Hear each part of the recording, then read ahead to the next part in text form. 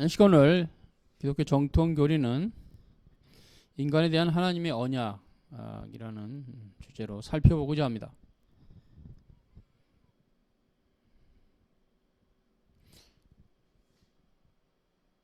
하나님께서 사람과 맺으신 언약은 두 종류가 있습니다. 행위 언약과 은혜 언약. 두 종류가 있어요. 행위 언약은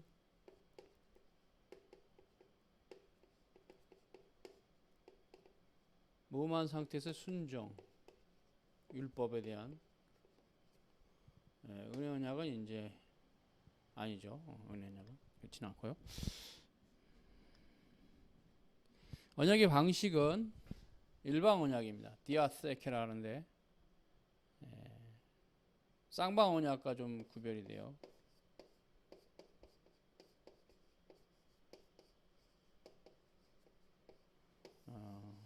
구약시대 고대 운동에서 쌍방 언약이 있었어요. 각 제물을 이렇게 사이에, 그러니까 제물은 이제 제사드릴 제물, 구약시대 쌍방 언약 하면 이제 소나 이런 걸 잘라서 양 사이드에 두고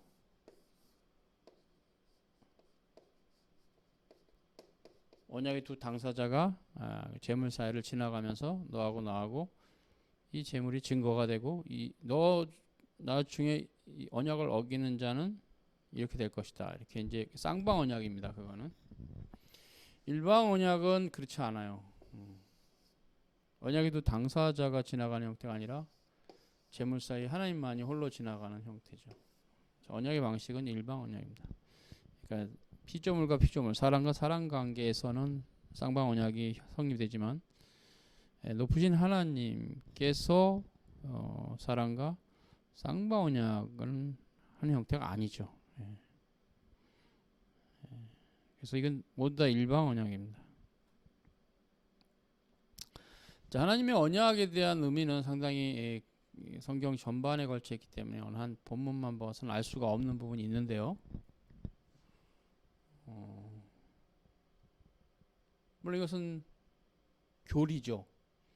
행위 언약 같은 경우는 정말로 하나님께서 아담과 언약식을 하거나 그런 본문은 성경에 없어요. 그렇긴 하지만 그럼에도 불구하고 행위 언약적인 요소가 있어서 이제 정통 교리가 행위 언약과 은혜 언약을 나눴습니다. 우리가 이제 하나님의 언약에 대해서 이해를 할 때는 그 언약이 영원하다라는 것. 하나님께서는 그 언약을 신실하게 지키시는 분입니다. 사람이 어기죠. 그 언약은 영원하다 이렇게 되어 있어요. 그러면 우리가 이제 영원하다라는 것은 창조 이전에 하나님의 영원한 계획과 연결돼요. 그래서 언약이 영원하다. 하나님의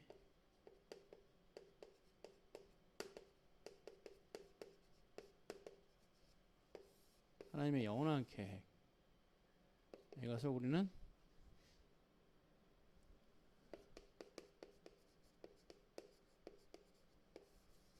신적 작정이라고 합니다. 성삼일체 하나님의 신적 작정.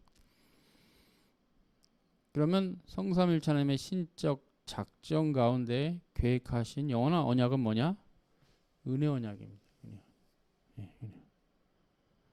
행위 언약은 은혜 언약이 계시되기 전에 한시적으로 한시적이라는 말 영어로 temporary인데 어떤 그 실체가 드러나기 전까지 모형적으로 주어진 언약이라는 거예요. 이 언약, 행위 언약은 율법 언약이라도 하는데 어찌됐든 간에 그래서 이 행위 언약은 은혜 언약을 드러내는 모형과 그림자의 성격이 있습니다. 그래서 이 언약은 하나님께서 아담과 그 후손들에게 매이신 거예요. 완전한 상태는 아니고 무음한 상태에서의 순종을 조건한 거죠. 그래서 이게 율법과 연결됩니다. 그래서 이 행위 언약은 율법 언약이라는 의미도 가지고 있습니다.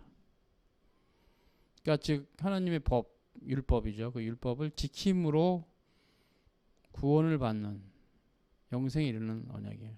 근데 이것은 이제 인류가 범죄했기 때문에 전적으로 타락해서 그 율법을 지킬 수 없는 상태가 됐기 때문에 행위 언약으로는 생명에 이를 수 없게 되었어요. 그래서 하나님께서는 두 번째 언약을 이제 그의 백성과 창세전에 그리스도 안에 선택하신 택자들과 맺기를 기뻐하셨는데 그 대표적인 성격이 이제 아브라함의 언약이죠. 창세기 15장에 있죠. 창세기 15장에 아브라함이 하나님께 받은 그 언약이 은혜 언약입니다. 그 은혜 언약은 믿음으로 받습니다. 그래서 행위 언약은 무음한 상태에서 순종이 조건이라고, 은혜 언약은 우리 구 예수 그리스도를 믿음으로 가는, 믿음이 조건이라 할 수 있죠.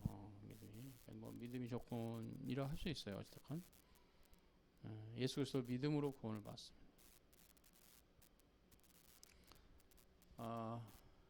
하나님께서는 이스라엘 역사 가운데 모세를 통해서 시내산에서 언약을 맺으셨어요.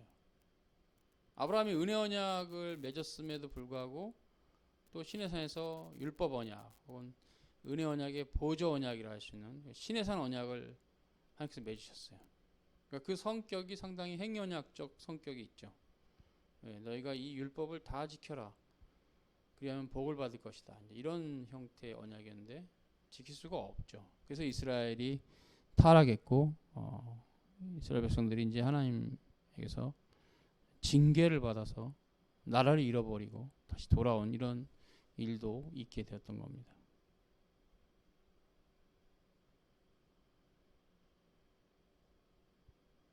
그러므로 갈라디아서에서 사도 바울이 잘 말하죠. 400년 후에 주어진 그 모세가 받은 언약, 율법 언약, 이것은 400년 전에, 그로부터 400년 전에 아브라함이 받은 언약을 피할 수 없다. 오히려 그 언약은, 모세가 받은 언약은, 율법 언약은 아브라함의 언약의 보조 언약으로서 주어진 한시적인 언약이었다. 예수께서 오심으로 다 성취된 거다. 이런 형태의 구조로 사도 바울이 갈라디아서를 증거합니다. 왜냐하면 그 당시에 사도 시대죠. 율법, 특히 할례 제도에 대한 유대 기독교인들의 꽤 강렬한 미련이 있었기 때문에, 그것을 또 지켜야 된다고 주장하는 자들도 있었기 때문에 사도 바울은 갈라디아서에서 할례 제도의 이제 모형적인 성격을 증거하면서 새 언약의 교회는 다시는 할례를 시행할 필요가 없다. 오히려 해서는 안 된다라고 말하죠. 예수님께서 그 율법을 다 완성하셨기 때문에, 율법은 완성된, 그리스도 안에서 완성된 법이기 때문에 그 법을 다시 규례와 그런 법도들 다시 지킨다는 것은 결국 말이 안 되는 거다. 그래서 율법을 온전히 성취하신 분은 그리스도뿐이시다. 이제 그런 교리를 갈라디아서에서 말해요. 그래서 믿음으로 구원받는 이신칭교를 말하죠. 맞습니다. 그래서 이제 행위 언약은 아담과 그 후손들이 받았기 때문에, 그렇다면 이제 전 인류는 하나님과 행위 언약 가운데 있어요. 선을 행하면 구원을 받고 악을 행하면 구원을 받지 못하는 게 행위 언약이에요. 그럼 과연 누가 감히 하나님 앞에 내가 선을 행함으로 하늘나라 갈 수 있겠습니다라고 말할 사람이 있을까요? 없죠. 그래서 그 행위 언약은 은혜 언약의 예비가 되고 은혜 언약으로서만 이해가 돼요. 행위 언약은 은혜 언약을 이해할 때 비로소 이해가 돼요. 이런 언약을 하나님께서 한시적으로 주셨구나. 이런 의미를 따라서 이제 이해가 되죠. 그런 의미를 갖게 되면 꼭 은혜 언약을 깨달아야 됩니다. 은혜 언약을 깨달아야만 행위 언약이 이해가 됩니다. 행위 언약은 이제 한시적인 언약이니까 또 무한 상태가 아니었기 때문에 이제 멸망으로 다 갈 수뿐이 없었는데, 그 모세가 받은 그 율법의 언약, 시내산 언약은 이제 아브라함의 은혜 언약의 종속적이에요. 그래서 우리가 언약에 있어서 벤 다이어그램 그리면 전체 집합은 은혜 언약입니다. 은혜 언약. 그 안에 그렇죠. 행위 언약이 있어요. 행위 언약. 은혜 언약의 부분 집합이에요. 그리고 그 한계도 명확해요. 이스라엘 백성 가운데는 모세의 율법과 그리스도의 오심 요 사이에 이 법이 있었죠. 율법이. 예수님 오셔서 사라지는 행위 언약은. 그럼 어쨌든 아담까지 확대해도 아담이 받은 행위 언약은 그리스도를 믿음으로만 해소가 되는, 아담이 범죄한 그 행위 언약의 파괴는 그리스도를 믿음으로만, 예수 그리스도인데 예수 그리스도 믿음으로만 해소가 되는, 탈취가 생기는, 은혜 언약으로 들어올 수 있는 이런 형태예요. 그래서 행위 언약은 첫 번째 아담과 아담 후손들은 지금 시대에 말하면 예수 그리스도에게 돌아오는 방법밖에 없죠. 예수 그리스도에게 돌아오는 방법밖에 없고요. 그 다음에 이제 모세 이후의 이스라엘 백성들은 그 율법의 의식 자체가 그리스도를 예표하기 때문에 그때도 마찬가지입니다. 예수 그리스도에게 돌아와야만 그 율법의 의식들이 효력이 있어요. 그래서 사도 바울이 히브리서에서 너희가 구약에 지킨 그 규례들로 구원받은 건 아니다. 언제든지 가축의 피로는 인간의 영혼의 죄를 씻을 수 없다. 그건 예식이 되고 모형과 그림자다. 그래서 모두 다 구약의 참된 이스라엘 백성들, 택자들은 믿음으로 구원받았다. 그것이 이제 히브리서 11장 믿음장에 있죠. 믿음으로 계속 믿음으로 엔피스테이 믿음으로를 말하면서 믿음으로만 구원을 받는다라는 교리를 증거하고 있어요. 사도 바울이 히브리서에서. 그게 명확한 거죠. 그 맞는 말씀이고 구약의 모든 성도들은 예수 그리스도를 믿음으로 구원을 받았습니다. 그럼 외적인 규례는 뭐냐? 그것은 예수님께서 오시기 전까지 한시적으로 그러한 형태로 이스라엘을 보존하시는 하나님의 섭리적인 사역이었어요. 그래서 구약의 경륜과 신약의 경륜은 다른 것입니다. 그런 면에서 그래서 이제 은혜 언약인데 율법 시대와 복음 시대로 나누어지고, 율법 시대는 유대 민족에게 약속이나 예언이나 제물이나 할례, 유월절량, 기타 모형들과 규례들을 통해서 하나님을 섬기도록 그렇게 마련하셨어요. 그것은 다 장차 오실 메시아이신 예수 그리스도의 예표로서 성령의 역사에서 그 시대 선민을 약속된 메시아 신앙으로 육성하기에 충분했다, 이렇게 볼 수 있어요. 그래서 믿음으로 모두 다 그 시대의 사람들도 충분한 사죄와 영원한 구원을 받았다. 그래서 율법 시대, 모세 그 가르침을 기점으로 하나님 섬겼던 그런 시대. 그래서 아주 제사법이 복잡하고 하나님 섬기는 예법이 지금보다 훨씬 복잡했던, 다양했던 그 시대에도 결론적으로 믿음으로 구원을 받았다. 그것을 이제 사도 바울이 마음의 할례를 받지 못하면 그 할례는 무할례와 같다 해서 참된 신앙이 없는 형태는 구약 시대라 해도 할례를 받아서 구원받은 형태는 아니다 말하고 있어요. 그리고 그건 지금 우리 시대도 그대로 어플리케이션 돼가지고, 그렇죠. 믿음이 없이는 신자들이 받은 세례는 효력이 없습니다. 믿음으로 그 세례를 받아야 효력이 있습니다. 그렇죠. 그래서 이제 오늘 그 언약의 종류, 행위 언약과 은혜 언약이 있다. 행위 언약은 무음한 상태 순종, 은혜 언약은 예수 그리스도 믿음으로 구원을 받는 그런 언약이고, 언약 방식은 일방 언약이다. 하나님께서 일방적으로 하셨다. 이제 이런 부분들을 인간에 대한 하나님의 언약에 대해서 이해를 하시기 바랍니다. 그래서 이제 언약의 주체는 여호와 하나님, 성삼일체 하나님. 언약의 중보자는 예수 그리스도. 언약을 받는 대상은 창세전에 그리스도 안에서 택자. 언약의 내용은 뭐냐? 이 언약의 내용은 임마누엘입니다.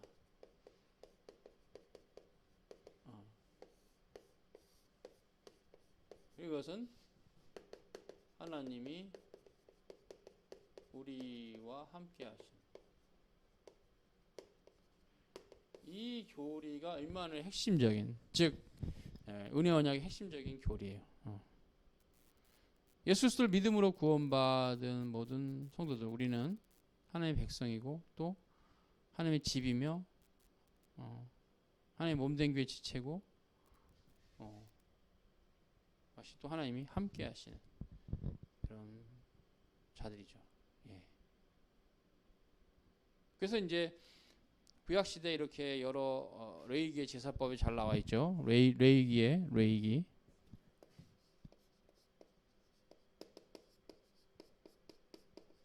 제사법에 잘 나와 있는데 구약 시대에 그런 이제 이스라엘 백성들의 그런 구약 시대의 예법들은 새 언약에선 사도들의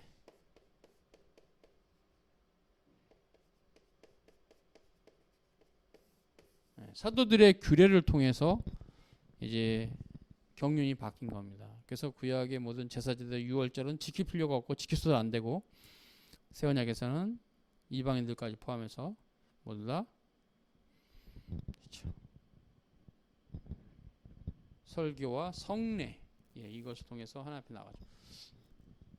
그리고 이제 찬송이 있죠. 그래서 예배의 중요한 요소 기본적으로 찬송과 기도와 말씀과 성례가 있죠. 성례. 찬송, 기도, 말씀, 성례 이 네 가지 요소는 핵심적인 요소로서 하나님 앞에 나아가는 데 중요하죠. 그래서 새 언약은 본질은 같지만 표현은 예배라 하죠. 예배. 새 언약에서는 워십.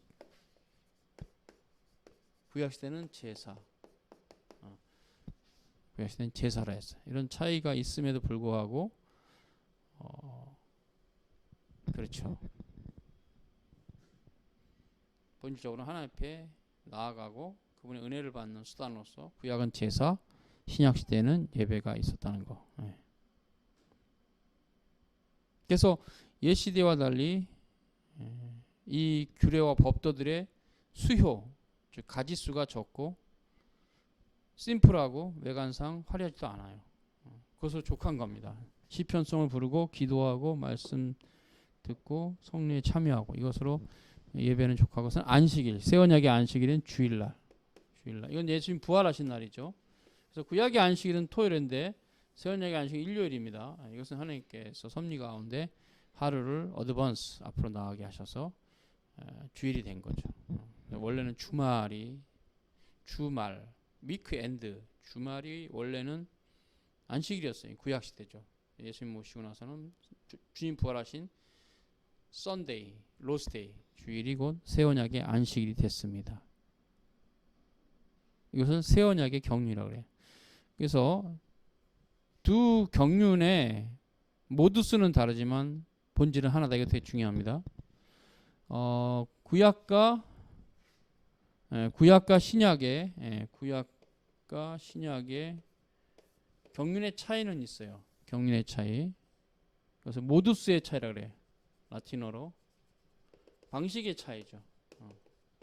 무슨 방식이냐? 구약 시대는 레위 기서가 증거하는 제사 제도를 통해서 이스라엘이 하나님께 나갔다면 신약 시대는 그거 안 하고 다 그 할례까지 다 폐지되고 사도들의 규례를 따라서 예배로 매 주일날 로스데이 주님의 날에 예배로 나아가는 이런 형태가 경륜의 차이입니다.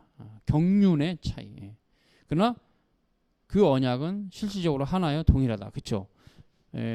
비록 아브라함이 언약을 받았고 모세가 율법 언약 형태로 다시 받아서 예수님 세대까지 이제 오는 요거는 비록 상태는 구약 시대에 있었던 어떤 언약의 상태의 본질은 같아요. 다 은혜 언약입니다. 은혜 언약의 두 경륜이에요. 구약과 신약은 실은 동일한 언약입니다. 그래서 신구약 실체 통일성, 즉 구약과 신약은 동일하다. 본질적으로 하나입니다. 구약은 그리스도에 대한 예표와 모형, 신약은 그리스도가 오신 실체. 이제 그 차이로 경륜의 차이는 있으나 본질은 같다. 성삼일체 하나님께서 예수 그리스도 안에서 그의 백성을 선택하신 은혜 언약의 역사가 신구약 전체 역사입니다. 예. 그래서 은혜 언약 되게 중요하죠. 그래서 오늘 인간에 대한 하나님의 언약의 종류 봤고요. 언약의 방식 봤습니다. 그 외에도 이제 언약의 형태가 어떻게 우리에게 나타나는지 다 봤습니다. 오늘은 여기까지 수고하셨습니다.